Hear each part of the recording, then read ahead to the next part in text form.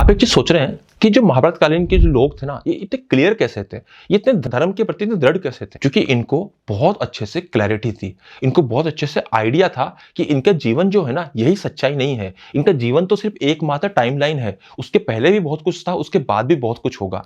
जब आदमी को बहुत क्लैरिटी होती है ना, तब आदमी को ये चीज समझ में आती है कि उस इस जीवन में किए गए जो पाप हैं, उसको अगले जीवन में या फिर इसके बाद बियॉन्ड द लाइफ उसको कहीं ना कहीं परेशान कर सकते हैं, और इवन इस जीवन में भी परेशान कर सकते हैं।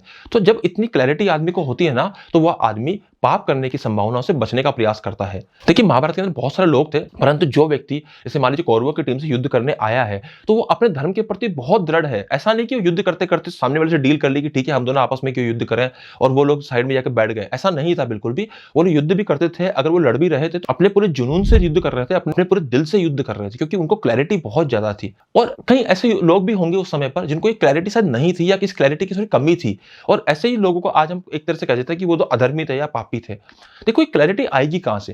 ये क्लैरिटी आएगी ज्ञान से। अगर हमको कोई ढंग से ज्ञान देगा, अगर हमको कुछ सिखाएगा कि गीता में एक्चुअल में है क्या। ऐसा नहीं कि जो रैंडम गीता में लिखा हुआ है कुछ भी लोग बोल देते हैं आके, ऐसा नहीं। अगर कोई हमको ढंग से समझाएगा गीता में एक्चुअल में क्या लिखा हुआ है, या गीता में एक्चुअल में क्या क्या पार्ट है, तो इससे ही हमको एग्जैक्ट क्लैरिटी मिलेगी कि हमारा धर्म या फिर हमारी जो संस्कृति है, सनातन है, वो किस प्रकार की बातें हमको बोलता है। और जब क्लैरिटी मिलेगी ना, तो आदमी ज्यादा अच्छे से डिसीजंस ले पाएगा। धन्यवाद।